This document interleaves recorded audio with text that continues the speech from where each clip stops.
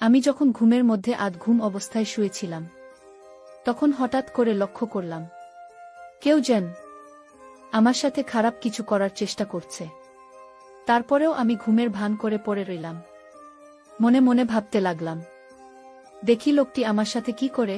একটু পরেই আমি লক্ষ্য করলাম যে লোকটি আমার সবকিছু তুলে নেওয়ার চেষ্টা করছে। আমার কাছ থেকে আমার সম্মান, আমার ইজ্জত কেড়ে নেওয়ার চেষ্টা করছে। আমি ভয়ে হতভম্ব হয়ে গেলাম, কারণ আমার বয়স মাত্র 13 বছর। এছাড়াও রাতের অন্ধকারে আমার সাথে এরকম ধরনের অদ্ভুত আচরণ হচ্ছে। ভয়ে আমার ভিতরটা কেঁপে উঠছিল। যখন লোকটি আমার এখানে তারা একটু ছড়াবে, তখন আমি আর সহ্য করতে না পেরে আমি অনেক কষ্টে তাকে ধাক্কা দিয়ে ফেলে দিয়ে খুব তাড়াতাড়ি লাইটটা অন করি। তারপর লাইট অন করে আমি যা দেখতে পেলাম তাতে আমার প্রায় পায়ের নিচ থেকে মাটি সরে যাওয়ার মতো অবস্থা হলো। বন্ধুরা, গল্পটি অনেক ইন্টারেস্টিং। আশা করি তোমরা পুরো গল্পটি খুব মনোযোগ সহকারে শুনবে। তবে গল্পটি শুরু করার পূর্বে তোমাদের নিকট আমার বিশেষ অনুরোধ, তোমরা অবশ্যই আমার চ্যানেলটি সাবস্ক্রাইব করে আমাকে সাপোর্ট করবে। হ্যালো বন্ধুরা, আমি সুস্মিতা আক্তার সুমি। আমার ডাক নাম সুমি। আমার বাড়ি ফরিদপুর। আমার বর্তমান বয়স 22। আজকে আমি তোমাদেরকে যে গল্পটি বলবো, তখন আমার বয়স ছিল মাত্র 13। ঘটনাটি হয়েছিল বন্ধুরা আমার আপন মামার সাথে, যেখানে আমার মামাই আমার জীবনের সর্বপ্রথম এত বড় সর্বনাশ করেছিল।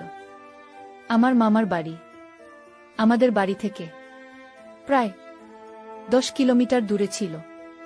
গত গ্রীষ্মের ছুটিতে আমি আমার মামার বাড়িতে বেড়াতে গিয়েছিলাম। 15 দিনের জন্য গ্রীষ্মের ছুটি পেয়েছিলাম। খুব মজা করার উদ্দেশ্যে আমি আমার মামার বাড়িতে গিয়েছিলাম। খুব আনন্দ হবে সেখানে, মনে মনে খুব উল্লসিত ছিলাম। আর তাছাড়াও আগেও আমি মামার বাড়িতে যেতাম এবং আমরা মামা মামি আমি এবং আরও অন্যরা সবাই মিলে খুব আনন্দ করতাম। খুব মজা হতো সেখানে। যাই হোক, প্রথম দিন মামার বাড়িতে খুব আনন্দ উল্লাস করে আমি যখন রাতে শুতে যাব, ঠিক সেই মুহূর্তে মামা আমাকে ডাক দিয়ে বলল, মৌসুমী, তোর মা আমি অসুস্থ। কি জানি হয়েছে, সকাল থেকে মাথা নাকি প্রচণ্ড ব্যথা করছে, বিছানা থেকে উঠতে পারছে না। আর মৌসুমী, এদিকে সারাদিন আমি কাজ করে এসেছি, আমার শরীরটা ম্যাজম্যাজ করছে। গত পরশু আমি কবিরাজের বাড়ি গিয়েছিলাম। কবিরাজ আমাকে এই তেলটা দিয়ে বলল যে প্রতিদিন রাতে ঘুমানোর আগে এই তেলটা দিয়ে ঘুমাবেন। তবে তেলটি যাকে দিয়ে দেবেন তাকে বলবেন অবশ্যই তেলটি যেন প্রথম এসে নাক দিয়ে শুকে নেই। তারপর সে আপনার এখানে তেলটি দিয়ে যাতে খুব ভালোভাবে মালিশ করে দেন। মৌসুমী, গতকালকে আমি তোমার মামিকে দিয়ে এইভাবে তেলটা মালিশ করে নিয়েছিলাম, কিন্তু আজকে তো আর পারতেছি না। আজকে তোমার মা আমি খুবই অসুস্থ। এখন তুমি যদি কিছু মনে না করো, তাহলে দয়া করে আমার এখানে তেলটি দিয়ে একটু মালিশ করে দাও। পিছন দিকে তো আর আমি একা একা মালিশ করতে পারি না, তাই তোমার হেল্পও আমার খুবই প্রয়োজন। মামার মুখ থেকে এরকম ধরনের করুণ কথা শুনে আমি মামার এখানে এই তেল দিয়ে মালিশ করতে রাজি হয়ে গেলাম। কোনো দ্বিধা করলাম না, কারণ সে তো আমার আপন মামা। তারপর আমি মালিশ শুরু করতে যাব। যখন মালিশ শুরু করতে যাব, তখন মা বলল, মৌসুমী, সর্বপ্রথম তুমি এই তেলটাকে আগে শুকে নাও। তারপর 1-2 মিনিট পর কবিরাজ মশাই বলেছেন আমার শরীরে মালিশ করার জন্য। আমি মামার কথা অনুযায়ী তেল থাকে কিছুক্ষণ শুকলা। সুখের সাথে সাথে আমি অনুভব করলাম যেন আমার সমস্ত মাথা ঝাঁকি দিয়ে উঠেছে, সমস্ত শরীরটা ঝাঁকি দিয়েছে। কেমন জানি একটা ঝাঝালো ঝাঝালো ভাব আমার কাছে লাগল। তাতে আমি কিছু মনে করলাম না। আমি ভাবলাম হয়তো এটা এই তেলের একটা অন্যরকম পাওয়ার। তারপর আমি তেলটাকে আমার ডান হাতে নিলাম। তারপর মামার পিছনের দিক থেকে যে জায়গায় ব্যথা অনুভব করে সে জায়গায় দিতে শুরু করলাম। মামা খুব আরাম পাচ্ছিল মনে হচ্ছে আর বলছিল, মৌসুমী, তুই তো খুব ভালো করে মালিশ করতে পারিস। এত সুন্দর মালিশ তুই শিখেছিস কোথা থেকে? আমি বললাম, মামা, আমার বাবারও এরকম ধরনের ব্যথা করত। ছোটবেলায় আমি বাবাকে এভাবে মালিশ করে দিতাম আর বাবাও খুব আরাম পেতে। বাবার কাছ থেকে মূলত এরকম সুন্দর করে মালিশ দেওয়া শিখেছি।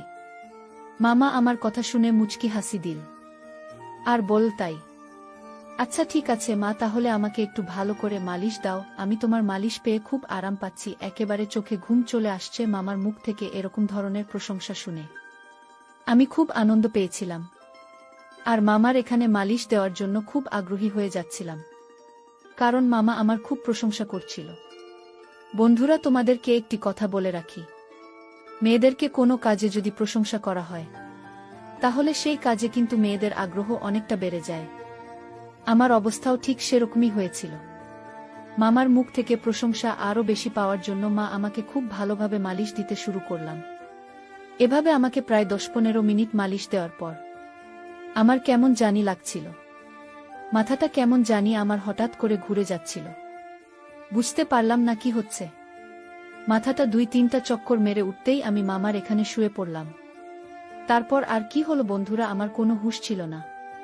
কিন্তু এটা যে মামার একটা বড় রকমের চক্রান্ত ছিল তা আমি বুঝতে পারি নাই।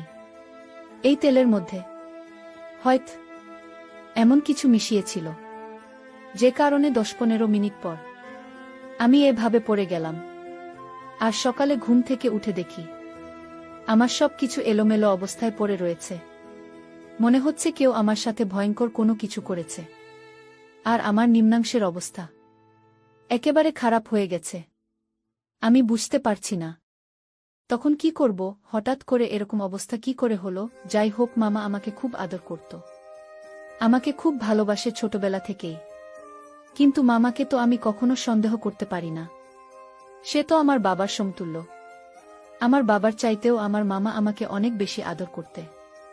আর সবচেয়ে বড় কথা হলো, আমি যখন মামাকে তেল দিতে গিয়েছিলাম, অর্থাৎ মালিশ করতে গিয়েছিলাম, তখন আমার মনে হচ্ছিল আমি মামাকে মালিশ দিচ্ছি।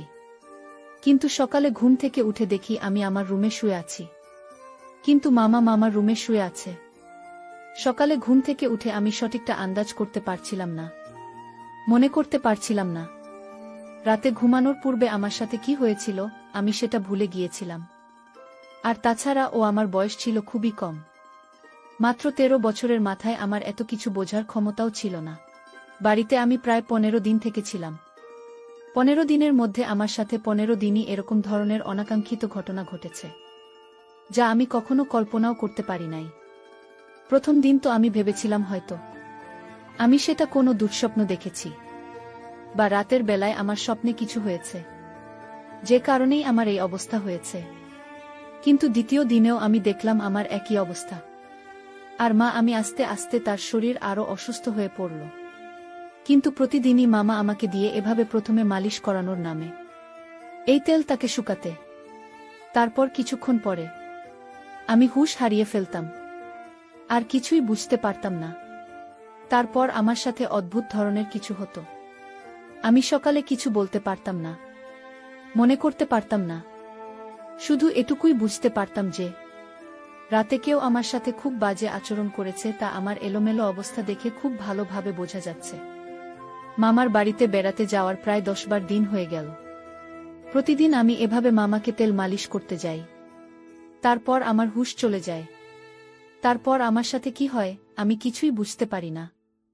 বিষয়টা নিয়ে আমি খুব চিন্তায় পড়ে গেলাম। কি করা যায়? আর তখন তো আমি খুব ছোট ছিলাম। সকালে প্রতিদিন ঘুম থেকে উঠে দেখি আমার অবস্থা একেবারে খারাপ। আমার সব কিছু এলোমেলো হয়ে আছে। মনে হচ্ছে কেউ আমার সাথে খুব বাজে আচরণ করে। প্রতিদিন কি আমার সাথে এরকম ধরনের বাজে আচরণ করে? আমি কিছুই বুঝতে পারছিলাম না। কি করব ভেবে কোনো কিছু পাচ্ছিলাম না। হঠাৎ করে আমার মাথায় একটি বুদ্ধি আসলো।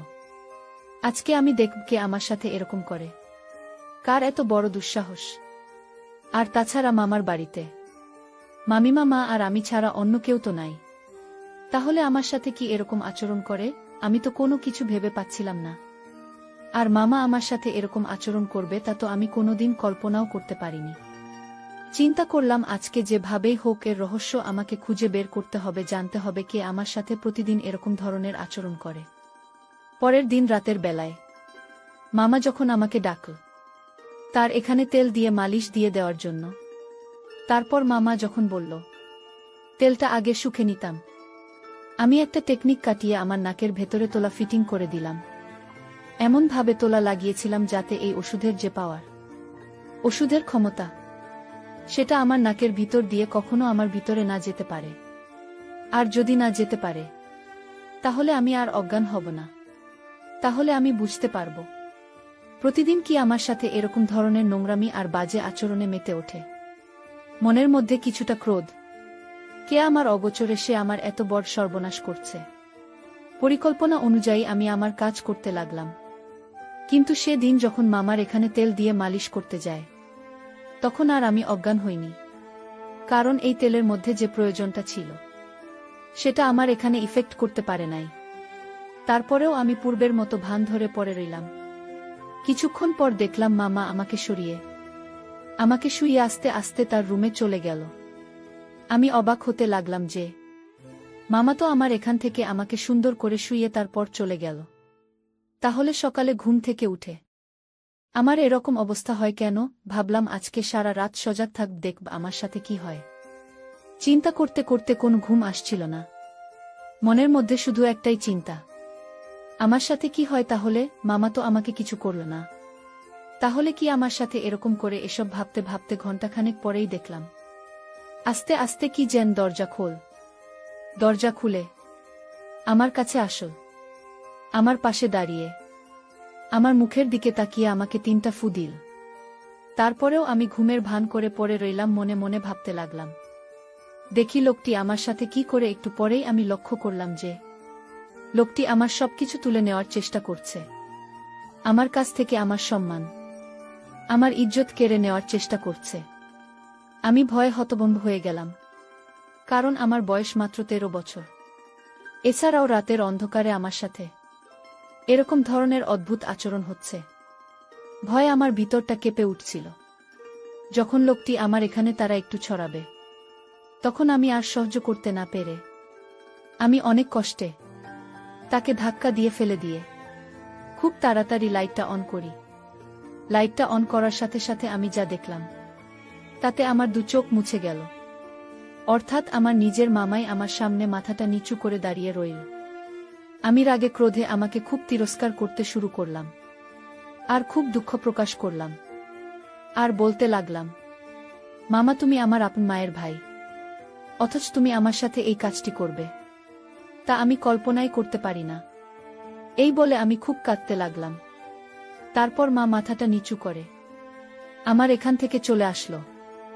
সেদিন রাত পেরিয়ে সকাল হলে আমি আমার মামার এখানে গেলাম। মামা আমাকে দেখে খুব হাসি খুশি করছিল। মনে হচ্ছিল না যে সে রাতে আমার সাথে এরকম ধরনের একটা জঘন্য কাজ করে। তার এই আচরণ দেখে আমি অনেকটা হতবাক হয়ে যাই। ভাবলাম আমার মামা এত খারাপ, এত জঘন্য। আস্তে আস্তে আমার মনটা খারাপ হতে লাগল।